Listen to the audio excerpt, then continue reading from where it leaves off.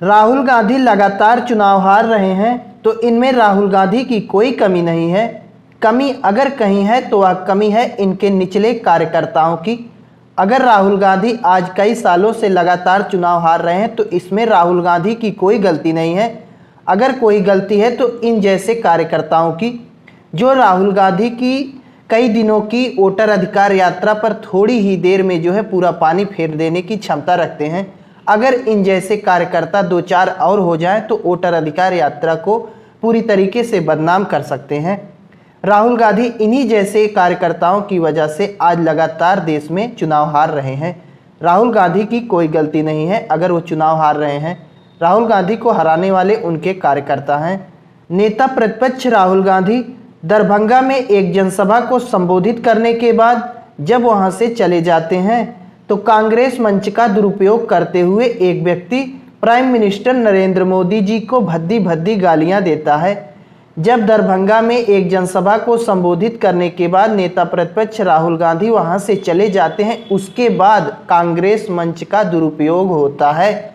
उस कांग्रेस के मंच पे चढ़कर एक व्यक्ति प्राइम मिनिस्टर नरेंद्र मोदी जी को भद्दी भद्दी गालियां देता है।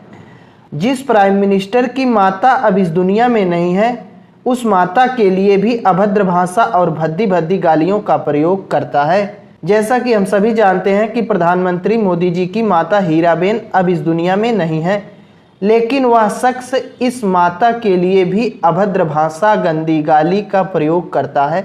प्राइम मिनिस्टर जी की माता अब इस दुनिया में नहीं है, उसके बाद भी भद्दी भद्दी भाषा का प्रयोग इनके लिए करता है। सोचो उसकी मानसिकता कितनी ज़्यादा खराब हो चुकी है, कितनी ज़्यादा नफरत है देश के प्रधानमंत्री को लेकर। गाली देने वाले शख्स का नाम मोहम्मद रिजवी बताया जा रहा है। इस आदमी को यह समझना चाहिए कि नेताओं में राजनीतिक मतभेद भले हैं, लेकिन है तो सभी भारतीय। मोहम्मद रिजवी को यह कब समझ में आएगा कि इस देश में जितने भी नेता हैं उनके बीच मतभेद तो भले हैं, लेकिन वो सभी हैं तो भारतीय। अब क्या प्रधानमंत्री मोदी जी से तुम्हारी दुश्मनी है तो मोदी जी पाकिस्तान के तो है नहीं, मोदी भी तो हिंदुस्तान का ही आदमी है। उनके भारतीय होने का तो सम्मान कर लिया करो। यही है वो मोहम्मद रिजवी जिसने प्राइम मिनिस्टर की माता को लेकर गंदी गंदी गालियों का प्रयोग किया, मोदी जी को काफ़ी ज़्यादा गंदा गंदा शब्द बोला।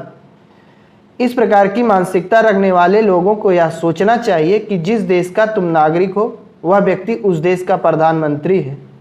तुम जिस देश के एक छोटे से आम नागरिक हो, जिसे तुम गाली दे रहे हो, वह उस देश का प्रधानमंत्री है। अगर वह प्रधानमंत्री थोड़ी सी अपनी शक्तियों का दुरुपयोग कर दे तो तुम्हारा पता नहीं चले कहाँ से आए कहाँ चले गए।